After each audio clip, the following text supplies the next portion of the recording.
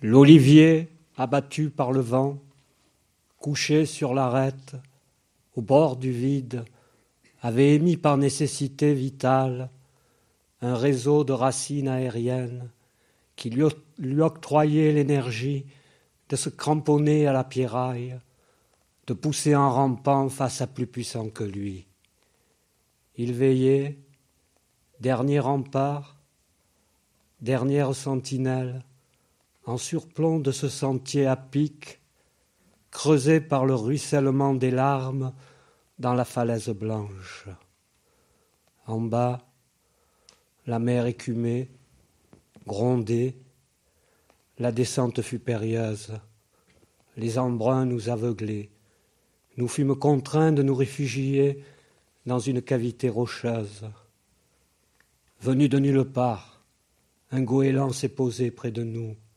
Il nous a scrutés longuement. Le dard de son œil bleu acier a perforé le voile qui opacifiait l'intelligence, ralentissait les battements du cœur. Sa tâche accomplie, il s'est envolé puissamment dans l'espace. Le large, l'immense, l'a rapidement absorbé.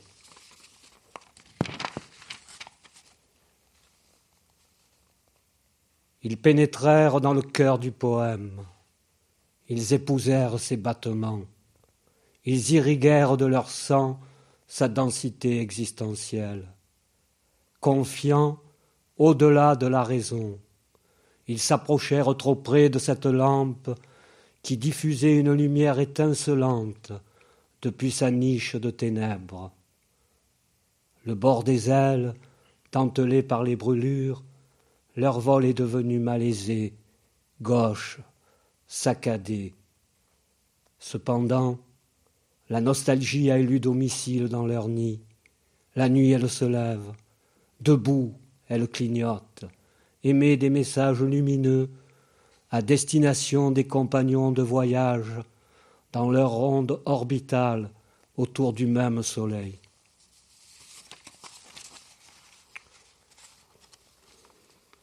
Nous avons démonté l'omnipotence de cette bâtisse, d'où nous parvenaient que des propos insanes, des rumeurs inconséquentes. Nous avons fait cesser cette cacophonie, ces discordances.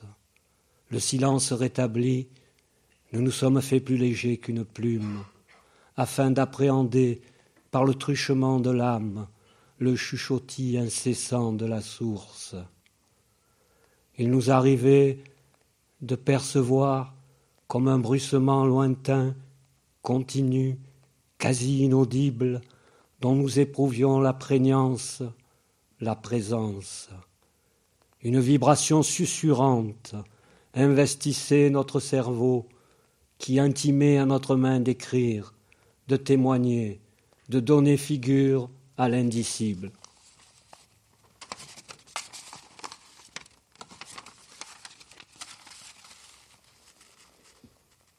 Nous nous sommes délestés de l'armure, nous sommes sortis nus pour rencontrer la parole. Nous lui avons proposé un lieu vaste à sa convenance. Séduite, elle ne déclina pas notre offre.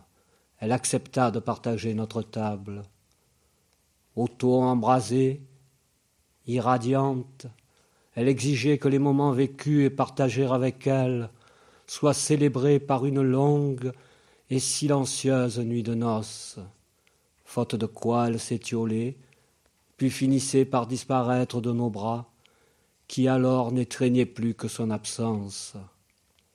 La cohabitation n'allait pas sans risque, la menace était patente, mais l'être ensemble concourait de manière efficiente à ce qui un jour peut-être serait destiné à devenir un livre, un parallélépipède constitué de feuilles blanches, avec des mots imprimés, somnolents, en hibernation, dans l'attente de la main de velours qui ouvrira délicatement le volume, des yeux de braise qui réallumeront le sens et le transmettront à nouveau dans le système nerveux de l'existence.